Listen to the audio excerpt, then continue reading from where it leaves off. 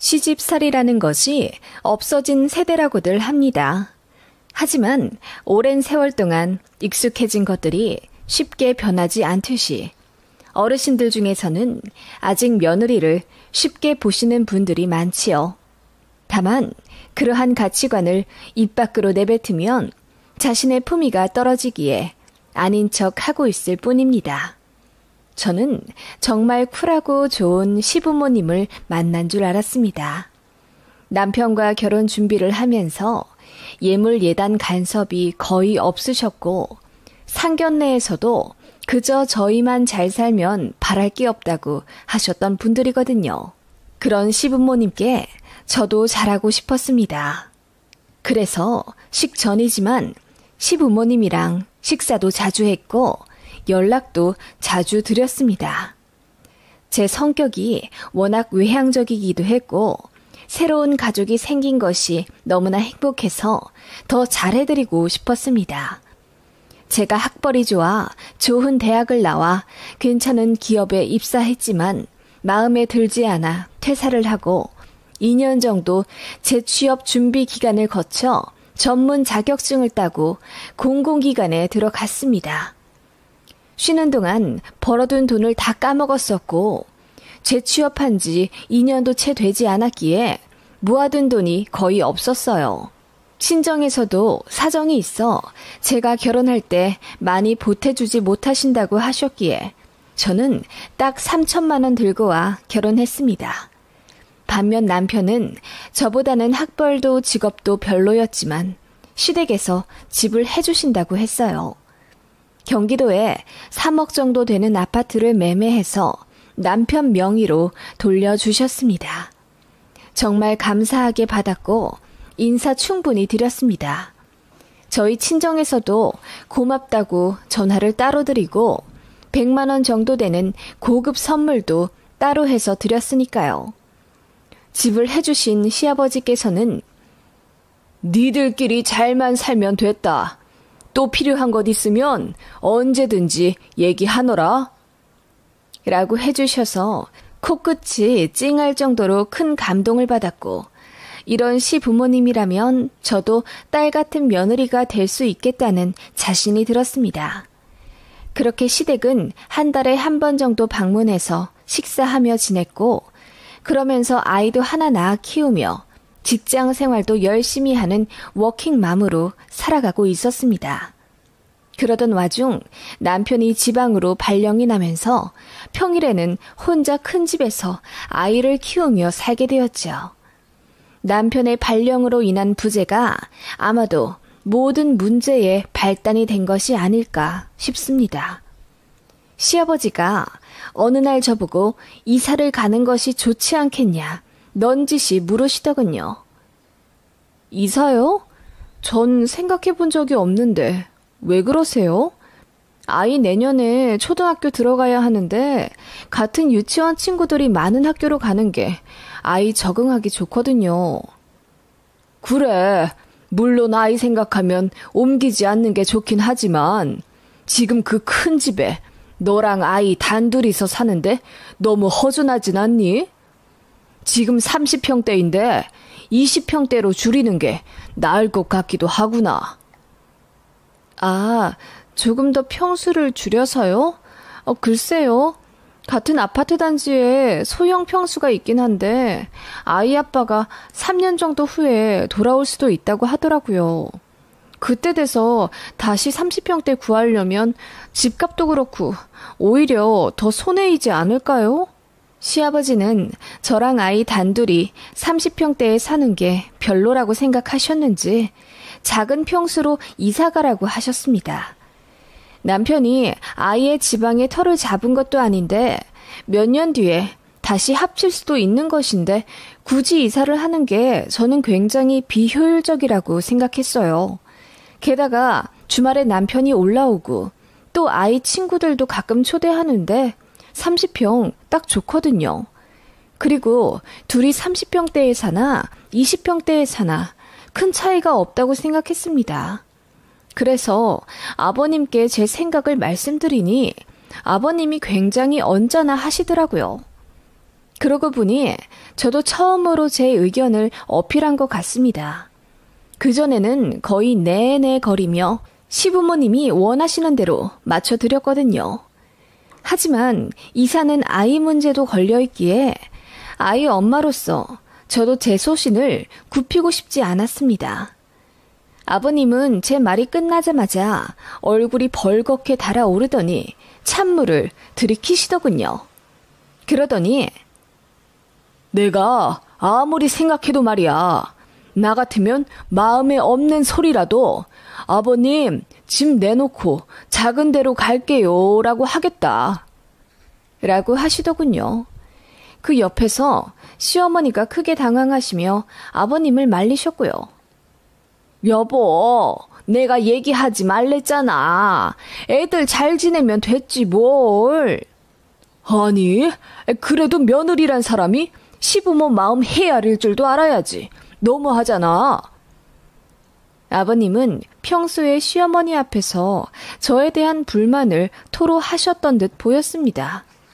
저는 정말 이해가 안 가서 아버님에게 그게 무슨 말씀이냐고 물었습니다. 그랬더니 아버님이 호통을 치시며 내가 너만 잘 먹고 잘 살라고 그 큰 집을 해준 것 같으냐? 내 아들도 잘 살으라 집 해준 거지. 그런데 정작 내 아들은 지방 원룸 방 한 칸짜리에서 불편하게 살고 있는데 집 해준 애비의 심정은 어떨 것 같으냐? 라고 하시는 거예요. 그 순간 저는 머리를 한 대 맞은 듯 현기증이 나더군요. 단 한 번도 그렇게 생각해 본 적이 없거든요. 아버님은 남편이 지방으로 발령 난다는 소식을 듣자마자 아들 내외에게 해준 집부터 생각이 나셨던 모양이에요. 저는 그 집에서 산 지 거의 7년이 다 되어가기 때문에 그저 익숙해서 그런 생각을 못했던 거고요. 시부모님께는 충분히 집을 해주신 것에 대한 감사함을 표현하며 살고 있다고 생각했습니다. 그래서 만날 때마다 밥 사드리고 선물 정성껏 골라 드렸던 거고요. 용돈도 적지 않게 드렸다고 생각합니다. 생신 때마다 시부모님 각각 100만 원씩 넣어드렸으니까요. 그런데 아버님이 속으로 그런 생각을 갖고 계신 줄은 정말 몰랐습니다. 아버님은 집도 집이지만 제가 평소처럼 생글생글 웃으며 순정적으로 나오지 않으니 더 화가 나셨던 것 같아요. 저는 정말 아닌 밤중에 홍두깨 수준으로 깜짝 놀랐고요. 그날 저희 아이도 할아버지가 호통치시는 모습에 놀라 울고불고 하는 바람에 분위기 안 좋게 식사 마치고 집에 왔습니다. 그리고 남편에게 전화 걸어 모든 사실을 알렸더니 한숨을 내쉬며 사실 자기도 알고 있었다고 하더군요. 발령 난다는 소식을 듣자마자 아버님이 집 얘기부터 하셨답니다. 아들 없이 며느리랑 손녀만 30평대에 사는 게 마음에 안 드니 집을 새를 지어 20평대나 10평대 작은 평수로 살다가 아들이 돌아오면 세입자 나가게 하고 원래 집으로 들어오라 하셨답니다. 아니면 시부모를 들어오라 시키게 하라고요. 남편은 말도 안 되는 소리라며 거절했고 그런 말 며느리한테 절대 하지 마시라 신신당부했다고 합니다. 그래서 저는 까맣게 모르고 있었죠. 그런데 아버님은 그 큰 집에서 저랑 제 딸만 잘 지내고 있는 게 내내 배알이 꼴리셨던 겁니다. 그렇게 생각하셨을 거라고 상상도 못했어요. 제가 너무 이기적이고 아둔한 탓일까요? 남편 얘기 듣고 나서 저도 기분이 안 좋아 시어머니께 전화드려 집을 내놓겠다고 했습니다. 그랬더니 어머님이 막 우시면서 그럴 필요 없으니 그 집에서 계속 살으라며 아버님 고집이 대단해 생각을 바꾸게 할 수가 없었다고 하십니다. 그래서 그런 어머님을 달래며 저도 속상하다고 했죠. 아버님은 며칠 뒤 저에게 장문의 문자로 언성 높인 건 미안하고 그 집에서 계속 살되 시부모에게 조금 더 잘했으면 좋겠다고 하셨습니다. 저는 지금보다 더 잘하는 건 어떤 걸까 깊게 생각해 보았습니다. 지금도 남편 없이 한 달에 한 번씩 시부모님을 뵙고 안부 전하며 생신, 명절도 잘 챙겨드리는데 여기서 더 잘하라는 건 어떤 걸 의미하는 걸까 싶더라고요. 제가 아버님께 전화드려 아버님의 의중이 대체 무엇이냐고 물어봤습니다. 그랬더니 아버님께서 헛기침을 하며 남들은 생일날 되면 며느리가 차려주는 생신상 받는다더라. 난 물론 그런 거 바라지도 않았어. 우리 며느리 일하느라 바쁘니까. 그치만 한 번쯤은 차려줘야 하지 않겠니? 결혼한 지 곧 있으면 10년이 다 되어가는데 네가 해준 계란 후라이 한번 해먹어 본 적이 없구나. 라고 하시더군요. 저는 요리를 잘 하진 못합니다. 결혼 전에 남편도 이미 알고 있었고요. 저는 정말 간단한 요리만 할 줄 알아요. 아이 이유식도 업체에서 사다 먹였어요. 이런저를 누군가는 한심하다, 엄마도 아니다, 손가락질 하겠지만 요리에 재능도 없고 취미도 없습니다. 그래서 일주일에 2번씩 식사 이모님이 오셔서 반찬 만들어주고 가세요. 아이가 먹을 음식이다 보니 식재료에 돈 안 아끼고요. 제가 가정주부도 아니고 월 500만 원 이상씩 버는데 그 정도는 투자해도 된다고 생각합니다. 그런데 시아버님은 저의 그런 점이 못 견딜 정도로 마음에 안 드셨던 거고 어머님이 옆에서 요즘 애들 다 그런다. 우리 며느리도 일하느라 바쁘지 않느냐 등의 말로 아버님을 말리셨다고 하네요. 전 꿈에도 몰랐고요. 제 남편도 요리 못하는데 제가 요리 못하는 게 무슨 큰 흠이 될까요? 하지만 아버님은 아니셨던 겁니다. 평생을 어머님이 차려주시는 식사로 대접받다 보니 아들이 마누라한테 아침도 못 얻어먹고 가고 며느리가 집에서 요리도 제대로 안 하고 사니 영 못마땅하셨던 거죠. 아무리 용돈을 드리고 찾아뵙고 안부 인사를 드려도 아버님은 그저 제가 요리를 못한다는 이유, 시부모님께 직접 만든 식사를 대접 안 했다는 이유로 마음 한켠에 불만이 있으셨나 봅니다. 솔직히 말해 저도 억울한 면이 있기에 모른 척하면 그만이었습니다. 하지만 제가 지금 살고 있는 집이 아버님이 해주신 집이고 아이가 내년이면 초등학교에 들어가기에 이사는 지금 상황에서 좋은 방법이 아니었습니다. 그래서 이사를 가더라도 2, 3년은 이 집에서 버텨야 했기에 좋은 게 좋은 거라고 아버님 비위를 조금 맞춰드리자 싶더군요. 그래서 몇 주 뒤에 있을 아버님 생신에 제가 직접 요리하겠다 말씀드렸고요. 솔직히 기분 좋게 준비하진 못했어요. 저는 정말 계란 후라이나 간단한 미소된장국 정도만 끓여본 사람인데 어떻게 생신상을 하루아침에 떡하니 준비하겠어요. 그래도 음식을 사지 않고 제가 직접 해보고자 인터넷 열심히 뒤져가며 공부했습니다. 미리 연습도 해보고요. 그렇게 생신 전날 잡채도 해놓고 미리 미역국도 푹 끓여놨습니다. 생신 당일날에는 밀폐 유나베를 하고 소고기도 20만 원어치 사다 놓았습니다.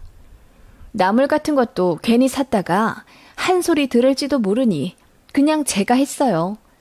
태어나 처음으로 시금치도 데쳐보고 야채전도 해봤네요. 남편은 밤에나 도착한다길래 남편도 없이 그렇게 한상 차려놓고 시부모님을 초대했습니다. 어머님이 엄청 놀라워 하시더군요. 아버님도 이걸 정말 제가 다 했냐며 재차 물으셨고요. 그런데 상을 보시고 좀 실망스러워 하신 듯 합니다. 아버님은 한상 가득 상다리 부러질 정도의 잔치상을 기대하신 것 같았는데 제가 차린 건 가짓수가 그렇게 많지가 않았거든요. 처음으로 해보는 거라 시간이 정말 오래 걸린 것에 비해 나온 결과물은 많지가 않더라고요. 저는 시금치도 2단이나 낑낑거리며 데쳤는데 다 무치고 나니 2주먹밖에 안 되어서 얼마나 놀랐는지 몰라요. 어머님은 저보고 고생 많이 했다, 대단하다 칭찬을 늘어 놓으셨지만 아버님은 그냥 별말 없이 수저를 드시더군요. 그리고 무언가 꼬투리를 잡고 싶어 하신 듯 고기를 굽는 건 쉽지. 그냥 사다가 불판에 구우면 땡이잖아. 어른 생일상에 별로 어울리는 건 아닌 것 같다. 라고 하시더군요. 제가 당황해서 그래도 등급 좋은 소고기로 20만 원어치나 사온 거라고 했더니 돈이 문제가 아니라 정성 문제라고 하시더군요. 네 시어머니는 가족 생일날 되면 전날부터 고기 재워다가 갈비 해주고 그랬다. 갈비가 얼마나 어려운 음식인지 아니? 구울 때는 또 탈까봐 몇 번이나 뒤집어줘야 하는데. 아, 갈비요. 생각도 못 해봤는데 갈비는 정말 자신이 없더라고요. 자신이 없는 게 아니라 성이 문제인 거지. 그래도 뭐 수고했다. 어머님이 하신 것에 반의 반도 안 되는 생신상에 실망하신 아버님은 그렇게 뚱한 채로 식사를 하셨어요. 그거 보니 속이 부글부글 끓어오르더군요. 마음 한켠에서는 해줘도 난리시네 라는 생각이 들었고요. 그래서 저도 기분이 안 좋아 표정을 굳히고 있으려니 아버님이 저더러 한 소리 했다고 삐졌냐 하시더군요. 그래서 저도 나름대로 열심히 준비한다고 했는데 안 좋은 소리만 하시니 기운이 빠졌다고 했어요. 그랬더니 아버님이 숟가락을 탁 내려놓으시며 내가 너를 너무 오냐오냐 대한 것 같구나. 요즘은 며느리를 상전대우하는 게 신식이라길래 너한테 모진 소리 한 번 안 했다.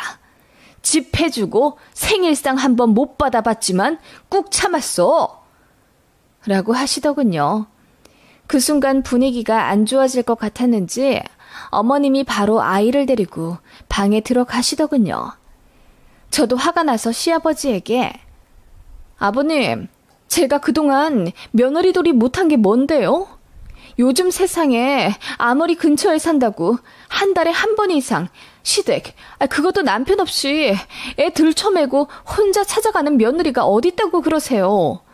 연락도 자주 드리고 때마다 감사 인사며 안부 인사도 드리잖아요.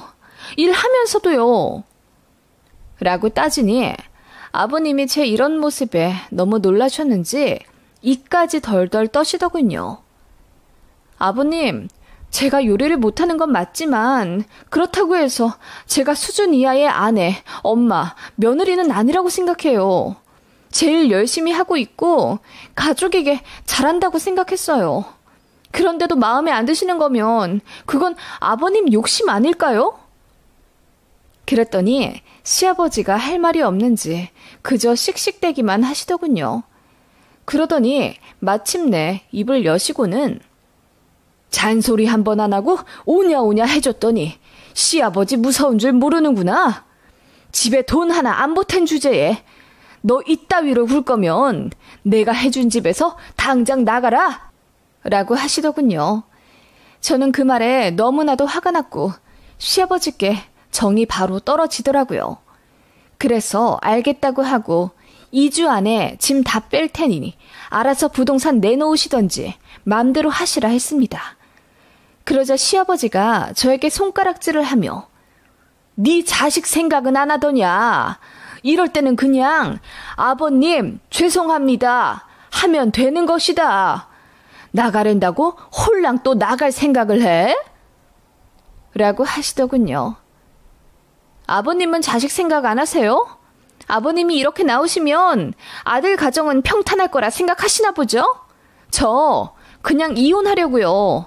제가 뭐가 모자라서 이런 모질이 취급을 받아야 하는지도 모르겠고 저 나름대로 아버님이랑 잘 풀어보자고 안 해본 요리까지 해가며 생신상 차려드렸는데 그놈의 갈비 하나 없다고 툴툴 드시는 거 보니 잘 지내긴 글렀네요. 저 집 안 해온 건 맞는데요. 남편보다 능력 있어서 돈 더 많이 벌어요. 그러면서 아이 케어 혼자 다 하고 시부모님께 도리하며 살았다고요. 발령나서 홀로 원룸살이 할 아들보다 이 큰 집에서 동동거리며 혼자 애 키우고 이래야 하는 며느리 생각은 절대 생각 안 나시나 보죠? 제가 분노에 차서 아버님께 울분을 터뜨렸습니다. 그 순간에는 정말 이혼하고 싶더라고요. 그랬더니 제 말에 아버님이 온몸을 사시나무처럼 떨며 황당해 하시더군요. 저는 그대로 이사갈 준비해야 하니 시부모님께 나가시라 했습니다. 어머님은 아버님을 향해 원망스런 잔소리를 하시며 우셨고 아버님은 가만히 서 계시다 나가시더군요.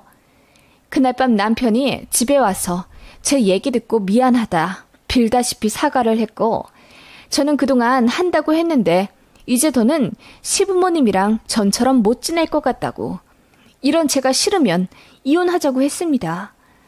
그랬더니 남편이 무슨 소리냐며 전적으로 아버님이 실수했으니 시아버지 안 보고 사는 걸로 하고 이혼은 없던 걸로 하자며 울더군요. 그리고 남편은 시댁에 찾아가 아버님에게 마구 따졌답니다. 집을 담보로 며느리한테 갑질할 생각이었다면 아들 처지부터 보고 판단하셔야 했다고요. 자기가 마누라보다 잘난 것도 없는데 이렇게 잘하는 아내, 며느리, 엄마가 어딨냐며 아버지 때문에 이혼당하면 절대 용서 안 한다고 엄청 대들었다더군요. 저희는 결국 이사 갔어요. 아버님이 나중에 미안하다며 사과까지 하셨지만 저는 더는 그 집에 살기 싫더라고요. 제 능력으로 근처에 30평대 신축 아파트 대출 조금 낀 채로 매매해서 들어왔습니다. 그 사건 이후로는 어머님이랑은 만나되 아버님이랑은 절대 안 보고요. 전화도 안 합니다. 명절에도 시댁은 안 찾아가요. 어머님이 저희 집에 오시고요. 아버님 오시면 문 절대 안 열어드린다고 했습니다. 그렇게 아버님 안 뵙고 산 지 지금 3년이 넘어갑니다. 이런 제가 매몰차다 하실 분들도 계시겠지만 저는 너무 속 시원해요. 아버님은 거의 화병이 나셨다고 하더군요. 괜히 한번 푸닥거리해서 잘난 며느리 기 좀 죽여보려고 했는데 실패하셨으니까요. 남들은 시어머니한테 시댁 갑질 당한다던데 시아버지 갑질이 더 상처가 되는 것 같아요. 아이의 회복도 안 되고요. 앞으로도 아버님한테 며느리 돌이 할 일은 절대 없을 것 같네요. 잘해드려도 욕을 먹으니 그냥 안 하고 사는 수밖에요. 여러분은 어떻게 생각하시나요?